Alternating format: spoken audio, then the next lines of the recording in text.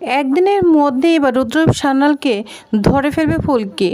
হ্যাঁ ভিউয়ার্স, তেমনটি দেখা যাবে আজকের পর্বে। বিস্তারিত জানতে ভিডিওতে একটি লাইক দিয়ে পুরো ভিডিওটি দেখতে থাকুন। গল্পের শুরুতেই আমরা দেখতে পাবো ফুলকি বক্সিং রুমে চলে এসেছে। এসে বলতে থাকে, ফুলকি দাস তুই নাকি একজন বক্সার, তুই নাকি আবার অন্যায়ের প্রতিবাদ করবি।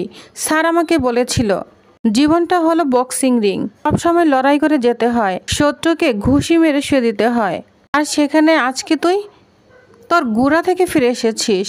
তাকে যে খুন করেছে তাকে একটা ঘুষিও তুই মারতে পারিসনি। এই হচ্ছিস তুই, বুঝতে পেরেছিস? এই হচ্ছিস তুই ফুলকি দাস। তুই নাকি কত মেডেল জিতেছিস, কত কি করেছিস। এই বলে ফুলকি রাগান্বিত হতে থাকে। বক্সিং গ্লোভস পরে বক্সিং বালিশকে ইচ্ছা মতো মারতে থাকে। রুদ্ররূপ সান্যালের কথা কল্পনা করতে থাকে।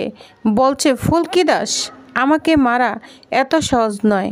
এখনই রোহিত এসে থামিয়ে দেয়। বলছে এটা কি করছেন আপনি? এই অবস্থায় আপনার এরকম উত্তেজিত হওয়া ঠিক না। এখন যদি রোহিত স্যার থাকতেন, সব দেখে খুশি হতেন, আনন্দ পেতেন, তাহলে আপনি এসব কেন করছেন? আপনি বড্ড বেশি অস্থির হয়ে পড়ছেন। এখন ফুলকি বলে আপনারা সবাই আমার অস্থিরতা দেখছেন, একবারও ভাবছেন না, বিশেষ করে আপনি একবারও এটা ভাবছেন না যে আমি কেন এটা করছি। আমি ওই রাবণটাকে কতদিন ধরে বধ করার জন্য চেষ্টা করছি, অনেক দিন ধরে, বুঝতে পেরেছেন? সে মানুষ নয়, অসুর। সে বারবার উঠে দাঁড়িয়ে আমাকে চ্যালেঞ্জ করেছে। তার রাগ রায়চৌধুরী বংশের উপর, আর সেই সমস্ত রাগ ফলালো আমার স্যারের উপর। আমার স্যার, আপনি ভাবতে পারছেন অরণ্যবাবু, সে কিন্তু আমাকে মারতে চেয়েছিল, আমার সন্তানকে মারতে চেয়েছিল, কিন্তু শেষ পর্যন্ত হলোটা কি? ওই ওষুধটার জন্য আমার নিজের ছাড় আমাকে ছেড়ে চলে গেল। সে আমার জন্য সব কিছু ছিল, বুঝতে পেরেছেন? সে আমাকে একা ফেলে চলে গেল। আপনি তো সব কিছু জানেন না। আমার পুরো জীবনটা আমার স্যারকে নিয়ে। যে স্যার আমাকে কখন কিছু বলবে, কি উপদেশ দিবে, কখন আমাকে একটা ধমক দিবে, আমাকে একটু ভালোবাসবে, এটা ঘিরেই আমার পুরো জীবনটা ছিল, বুঝতে পেরেছেন? আর এখন কিচ্ছু নেই। আমার জীবনটা এখন মরুভূমির মতো লাগছে, ফাঁকা লাগছে, সবটাই ফাঁকা, কিচ্ছু নেই, আমার কিচ্ছু নেই। জানেন তো আমার স্যার আমাকে কান্না করতে দেখতে পছন্দ করতো না, কিন্তু কি করব বলুন, বড্ড অসহায় লাগছে আমার। আজকে রাত্রের মধ্যে রুদ্ররূপ সান্যাল পালিয়ে যাবে, আমি নিশ্চিত। রুদ্ররূপ সান্যাল রিকি দিদির আশ্রমে লুকিয়ে আছে। তা না হলে রিকি দিদি আমাকে আশ্রমে কেন ঢুকতে দিল না বলুন? কারণ রুদ্ররূপ সান্যাল ওইখানেই লুকিয়ে আছে। যা শুনে অরণ্য অনেকটাই অবাক হয়ে যায়।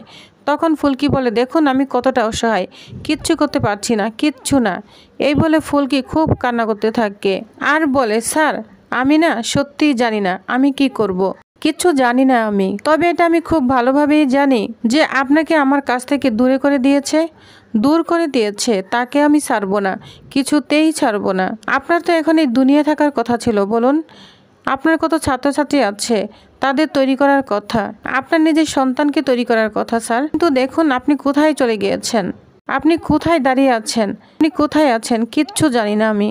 আমি সত্যি মেনে নিতাম যদি আপনার কোনো অসুখ হতো, যদি কোনো অ্যাক্সিডেন্টে মারা যেতেন, একটা কারণ থাকতো বলুন, কিন্তু এর মৃত্যু তো কোনো কারণ নেই। আপনাকে এক শয়তান খুন করেছে, শুধু খুন করেছে, সেটা আমাকে মেনে নিতে হচ্ছে। তখন অরণ্য ফুলকির সামনে মিষ্টি হাড়ি নিয়ে আসে, বলে ধরুন ম্যাডাম মিষ্টি খান।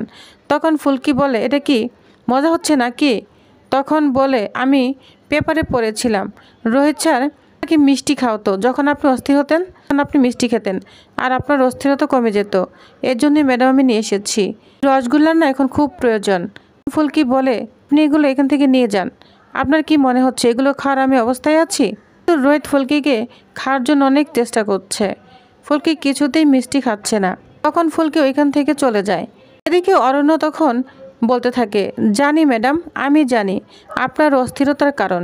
এটা না আমি ঠিক করতে পারবো না।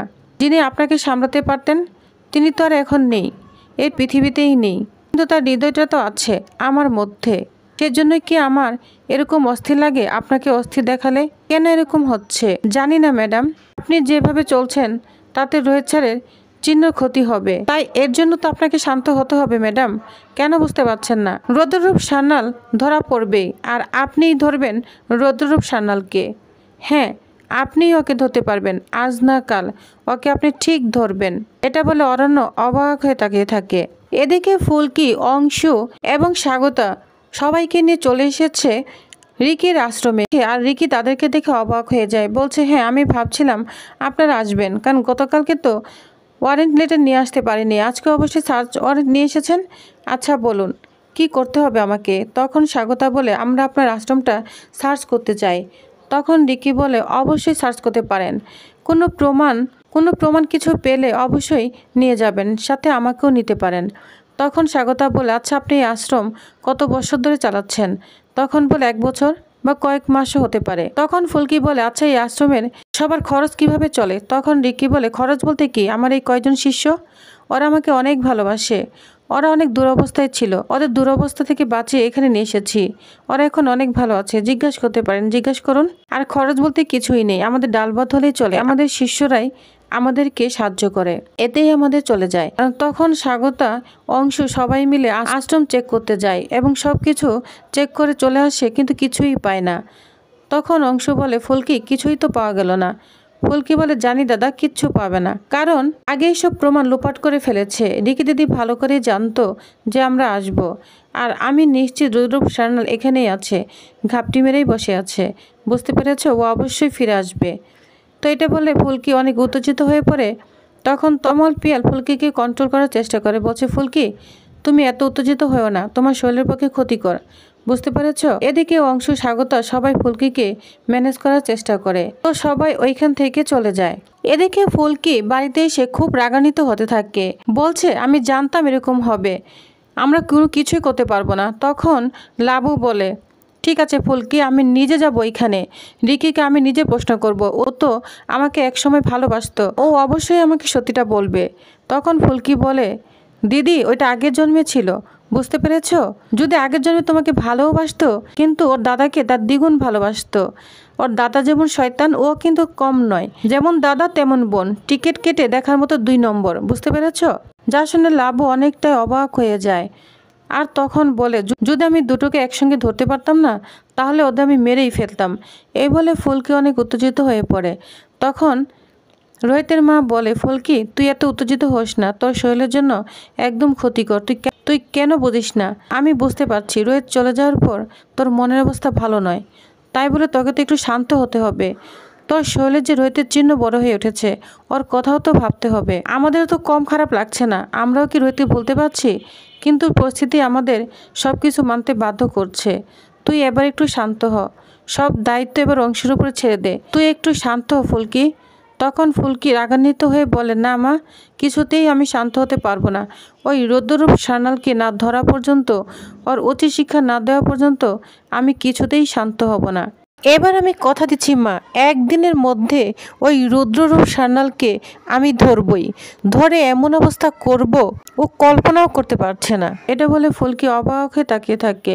তো টিউবার্স তাহলে আপনাদের কি মনে হয় এবার ফুলকি কি রুদ্ররূপ সান্যালকে ধরে উচিত শিক্ষা দিতে পারবে? তো আপনাদের কি মনে হয় অবশ্যই জানাবেন। তো নেক্সট আকর্ষণীয় পর্বটি পেতে অবশ্যই আমার সাথেই থাকুন। ধন্যবাদ।